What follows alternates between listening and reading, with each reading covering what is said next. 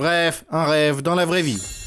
C'était un vendredi ordinaire. J'ai ouvert les yeux. Comme d'habitude, j'étais déguisé en policier de la circulation et je distribuais des amendes au pivert qui allumaient les feux au mauvais endroit. Quand soudain j'ai eu froid. Moins 350. Je suis encore à découvert. Comme vous l'avez sans doute deviné, je suis actuellement en train de dormir profondément dans mon lit très confortable. Et ça, c'est juste mon rêve. J'aime ce rêve, donc je ne vais pas me réveiller tout de suite. J'ai décidé de faire autre chose. Rio de Janeiro, force spéciale. Je suis dans un sous-sol en train de préparer un raid contre des super vilains. J'ai enfoncé une porte, mais ici il n'y avait que des super gentils. Ils m'ont donné du thé et m'ont dit qu'ils allaient conquérir le monde. Avec des câlins. Pour ce faire, ils doivent juste étirer leurs bras sur 300 000 km. Ils m'ont proposé de les rejoindre. J'ai dit un autre jour. Je leur ai laissé un souvenir et je suis parti. De retour chez moi. Je devais me rendre d'urgence à une réunion d'affaires, mais j'étais déjà en retard. Mon taxi est arrivé. Je me suis assis à l'arrière et je suis arrivé à la réunion sur les dangers du fast-food. On n'a pas parlé beaucoup, on a surtout mangé. En fait, le fast-food, c'est pas mal. On a décidé de se séparer et je suis rentré chez moi. Je suis entré dans la cuisine. Un mec bizarre est sorti de mon lustre. Je lui ai offert une glace. Il l'a mangé et nous avons commencé à nous battre. Ensuite, il m'a attaqué intensivement. Il me frappait et je ne pouvais même pas répondre parce que ma bouche était scotchée et j'avais des mains en coton. Cette ordure m'a laissé en sang. Ah non, c'est du ketchup. Mais je souffrais. Pour me débarrasser de la douleur, il n'y avait qu'une seule solution. Je devais me réveiller. J'ai voulu me pincer, mais je ne savais pas comment faire. J'ai demandé à Cyril s'il pouvait le faire. Bien sûr que non. Les bienfaiteurs ne savaient pas non plus. J'ai pris un taxi, j'ai bouclé ma ceinture, j'ai demandé au chauffeur. Il a dit que personne au monde ne sait comment pincer. Je me suis détaché et je suis rentré. J'étais triste. Mon corps était encore profondément endormi. Je l'ai secoué. Il a bougé, mais il ne s'est pas réveillé. Je n'aimais plus ce rêve. J'ai googlé où je pouvais trouver quelqu'un qui sait comment pincer. Il n'y avait qu'une seule personne dans le monde. Mais ce n'était pas à côté, à 5 mètres de moi. Mais pour aller chez lui, je devais faire le tour du monde. Mais avant, j'ai vérifié si la terre n'était pas plate. Je suis parti, j'ai marché dans les bois, en ville. J'avais mal aux pieds, mais je l'ai fait. Il vivait dans mon immeuble, et même dans mon appartement. Je lui ai demandé de me pincer. Il a dit que ce n'était pas si simple. Et il m'a pincé. J'avais l'impression d'être presque réveillé. Je lui ai dit de recommencer. Mais il a répondu qu'il ne pouvait pincer qu'une fois tous les 5000 ans. J'ai commencé à attendre. 5 secondes, 15 secondes, 3000 ans. Puis j'ai enfin fêté mes 5026 ans. Mais avant de me pincer, il y avait un anniversaire à célébrer. Je devais trouver 5026 bougies pour le gâteau. Oh merde. Je suis parti chercher. 20 jours plus tard, j'avais enfin le bon nombre de bougies. Je suis rentré, mais en face de l'homme qui savait pincer se trouvait Cyril. Il l'a pincé et Cyril s'est réveillé. Pourquoi lui et pas moi?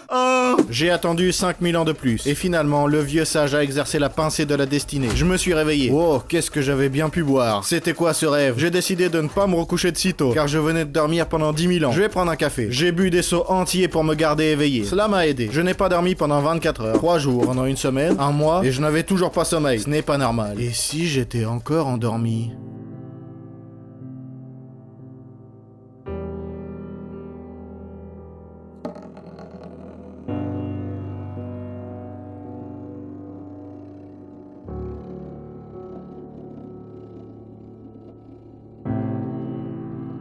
Bref, un rêve dans la vraie vie. Si tu es confus et que tu n'as absolument rien compris, donne-nous un like et abonne-toi à notre chaîne. Car nous aussi, nous n'avons rien compris. Merci d'avoir regardé et à bientôt dans tes rêves.